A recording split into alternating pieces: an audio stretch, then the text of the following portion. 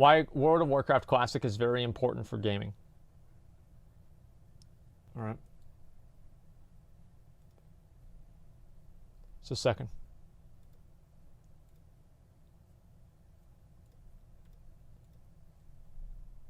Ever since the early 2010s, it's been incredibly difficult to find an It's actually really funny for me to see that. That was like my mom's main mount back in the day in like vanilla WoW.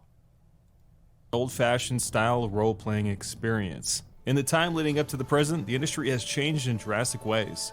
Franchises of the old, like World of Warcraft, once redeemed for what they brought to the table, have been reformed into a more approachable format with a focus on streamlining and accessibility attitudes. Everything from leveling, itemization, catch-up features, difficulty, an in-game store, among others, are now drifting towards the mainstream attitude of making sure nobody misses out on anything just because. But it's not just the MMO market. Most franchises have seen a huge overhaul to their formulas, from JRPGs to action games to shooters like Battlefield. The pace of today's games is often so breakneck as we live in an I want it all right now culture, gimme, gimme, gimme. Today's young audience of gamers wants everything for the smallest amount of time spent to get it. Whether it's throwing players into the action faster, just look at the evolution of the Battle Royale formula, decreasing the demands of player skill, time, and investments, or showering us with shiny things. I don't know about decreasing skill. Like, that part I really don't agree with, because there's a lot of people that play BRs that are very good at the game, right? I don't think that's the case at all.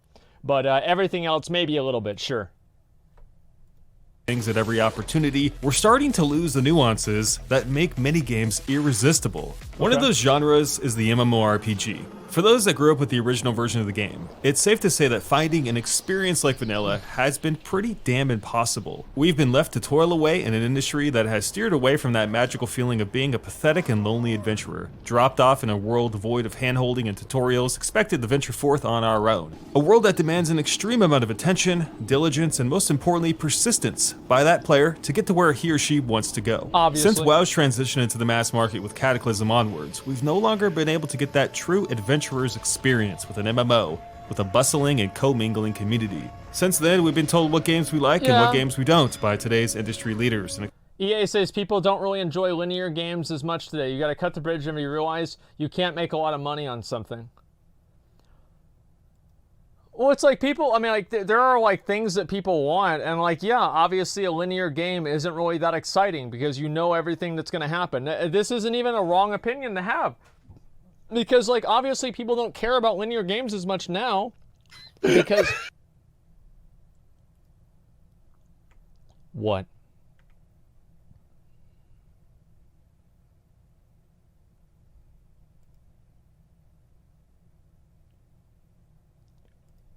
Okay. All right, so anyway, what was I saying before? Right, people don't care about linear games now because they just go on YouTube and they watch the ending of the game. Right, so they just watch the playthroughs. And back in the day, you weren't really able to do that as much. And now, people do that a lot more often. So the linear playthrough games are good for the first experience. And whenever people just watch the playthroughs and they see them on streams and on YouTube videos, it removes that excitement out of the first experience.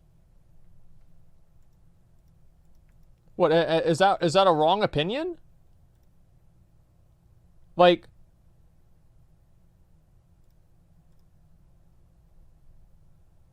what's wrong about that? I'm confused. What are you guys, fucking retarded? Like, so if people play through the linear story-based games to know what's going to happen at the end of the linear story-based games, right? And to play through and have the experience of going through the game. Whenever you have something that gives you that experience, even if it's from a third party, it diminishes the experience that you would potentially have. So that way, the fulfillment that you get from doing it yourself is less. I'm not saying that nobody cares about them, but it is minimized. Like, it just makes sense. Just because you watch a playthrough doesn't mean you don't buy the game. No, but now that you can watch a playthrough, there are more people that watch a playthrough instead of buying the game. Like, I mean, really, have you guys never watched a playthrough of a game instead of playing it yourself? Has nobody ever done that? Like, come on. Like, I hear that all the fucking time. Like, even I do this, right? If I don't want to play Path of Exile, I can at least watch a Path of Exile streamer and see what they're doing. But I'm not even playing the game. I'm like, I just get the fulfillment of like saying, okay, yeah, this is cool, and then I don't ever play it. Yeah, people do it all the fucking time. This isn't even a bad opinion. Expected to bow down to the Lord of Accessibility. Right. Have you ever thought about adding servers for previous expansions as they were then? You don't want to do that either. You think you do, but you don't. Remember when you had to like spam cities and say, need a tank, need a tank, need a tank during the Burning Crusade days? You don't remember that because now you just push a button that says go to the dungeon. We've been encouraged to play games that are designed from the ground up to be enjoyed by everybody, but perhaps not craved by anyone. This has shaped the industry we now know today, where we have to fill out petitions online to show these ignorant clowns that there's a space in today's video game economy for all types of experiences, not just the ones that cater to the 6-second attention span of a teenage boy. That's about right. In the last 15 years, we've seen huge changes to the ecosystem of the video game industry, and those have reached far beyond just how MMOs are made. We live in this interesting time where most games try to hook you immediately, present content that's approachable by anybody, and accessible to the masses to take advantage of bigger sales and player pools. This widening of the belt, so to speak, was pursued by game companies to survive as game counts and in turn competition have risen through the years. Right, of course. The industry has seen a great avalanche of titles come into the scene since 2005 at a rate faster than ever before. We're not in Kansas anymore. This isn't the 32-bit era. That game. Games have That was on like Nintendo 64. Damn, I played that. Was that Jet Force Gemini or something, right? Yeah. That shit was fun. to compete with thousands of other games on a daily basis in order to survive. And with so many other titles vying for the attention, money, and retention of players, we've seen a lot of dilution to the core game philosophies of the past. Okay. Accessibility, convenience, ease of access, approachability, quick progression, player navigation tools, automatic tracking, etc. I can go on for days. These are some of the front runners in a long list of changes to how games have been made that have slowly transformed the blueprint for the modern video game. It's safe to say that for the most part, gaming isn't what it used to be, which isn't to say that current games are bad, but they hardly encapsulate what generational WoW players have come to love about the original World of Warcraft vanilla experience. They are bad. You know how I know they're bad is because every single time that a new game comes out, it's popular for like a microsecond, and then nobody cares about it anymore. Like, there are obviously exceptions, right, that do have like lasting staying power. You have something like Dark Souls, like Sekiro, like Witcher 3, maybe God of War, and like a lot of these other games. But most of the time, a new game comes out, and it's like, wow, I can't wait to play it. And then they play it, and they're like, okay, well, no, okay, you're gonna do something else, right? Because who gives a fuck, right? That's the truth. League of Legends has been holding it down. Yeah, but the fact is that that's an exception, not a rule. The rule is that many of these games, like, people just don't care about them anymore. And I feel like there are more quality games that were released in like the mid-2000s than are being released now.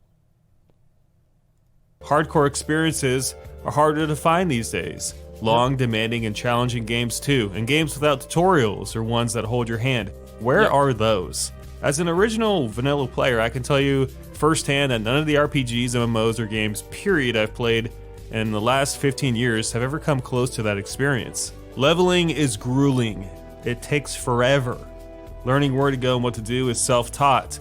You can miss content and a lot of it. Imagine that, a game maker that went out of their way to put secrets in a game that most people will never find. That is not what happens today. You have to master the game, it doesn't do it for you. And I think that's what the industry is desperately in need of relearning. Today's games, while not to speak down to their quality, like Dark Souls. flat out, Dark Souls they just take less time and investment by the player. That's a bold statement, but I think it's pretty true. The MMO itself, for the most part, has died away as well. Like, Dark Souls is the best example of this in the opposite, right? Especially Dark Souls 1. Dark Souls 1, it puts you down, it says, here's a fucking flask, and you can kill the guy that gives you the flask, too. Like, Dark Souls 1 is probably the best example of a game that doesn't follow any of this, and still does really well, I would say. Well, it's been replaced by a streamlined version of the game, which is completely different in every way. It's more reminiscent of where the AAA modern gaming space is going with all of its accessibility features, and how the game has been trimmed down to appeal to anyone from the ages of 4 to 95. Yep. Is it a worse experience than vanilla? Yep. No, it's different, and that's the point. The industry has lost touch with how games used to be developed. Okay. Games that were challenging, but incredibly rewarding because of how much investment was required by the player. And I think as time goes on, some of those players are going to want those experiences, so we should offer them in industry. And I think once people get a small taste of that treat, it's going to entice a lot of people to stop and think about, holy crap, how far have we come from this place? I really need maybe those. we don't have to streamline If somebody every game. doesn't have that, maybe if I people can just get that want real quick. a slower paced game. Maybe people want to interact with each other and have a semblance of community and world building through those interactions. Maybe that actually makes a better game. I don't find this stuff in modern games. Obviously, not every game today needs to be built with these things in mind, but I think they're at least merited to be brought up in a discussion when you design a new video game. Do we have to hold the hand of the player at every opportunity? Do we have to have a mini-map compass? Do we have to show objectives on maps? Do we have to make it so approachable and accessible by showering the player with rewards and progressions at rapid-fire rates, all the while removing any decision-making required by the player? Look, I'm not trying to badger on the state of modern gaming. I just think that why not? Like, that's true. You just, everything, like, you can never do anything wrong. It's like, as I said, Dark Souls, like, if you accidentally kill the NPC, it's like, hey, shouldn't have done that. You know, like, yeah, maybe they could have a save point that you could go back to. But overall, I mean, there's nothing that you can ever do wrong. Like, you can't throw away the important items. You can't do anything wrong in games anymore. There's basically a win condition and a not win condition. There are very rarely lose conditions, like just hard lose conditions in games. And I don't like that. It's important to at least see where World of Warcraft vanilla came from, see what was so compelling and good about it, and see why it has gone away through time, and ultimately finding some sort of appreciation for it. It's difficult to find experiences like vanilla in 2019, and when you find them, you find out they're not really the same. It seems no matter where you turn, the industry is steering towards lightning-fast gameplay, hyper-progression, and the all-you-can-eat buffet of accessibility. These things are built into our games everywhere we look.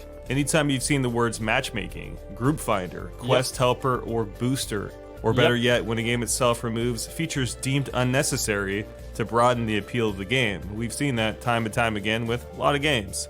It's great to want to make a game reachable by gamers of all walks of life. In fact, it's quite admirable to do so. But when you do, you stretch the game so thin, and it begins to compromise its own identity. That's what happened After with all, WoW. broad strokes don't always make for the best painting. Sometimes when you try to be liked by everyone, you end up being loved by no one. That's what happened with WoW. That's exactly right. Like, what he's saying is completely fucking right. They just try to appeal to too many people, and then the game becomes just watered down. Nobody gives a fuck.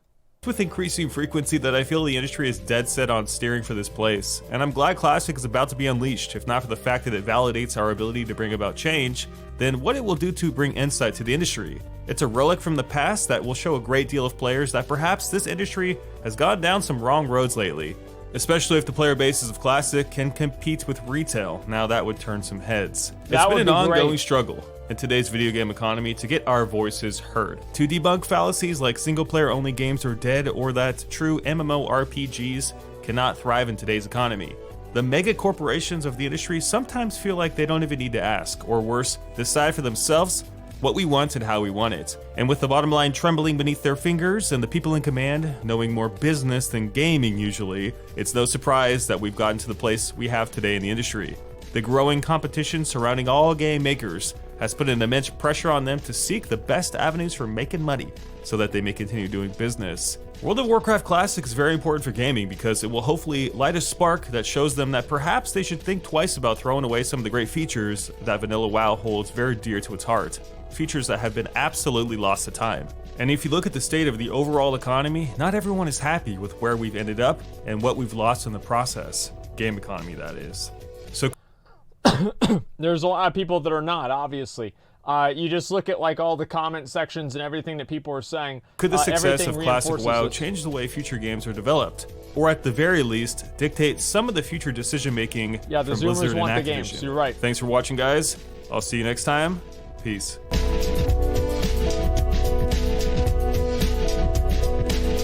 Should EA pulled the plug on Anthem. What, is Anthem not doing well? I haven't paid attention. They don't make great games. They want to make money. Yeah, exactly. Like, no, you're right. That's all it is. They just want to make money. Like, that's the main priority for games. And, like, I understand that, like, it's a company. Yeah. But, like, at a certain point, you have to have some degree of integrity.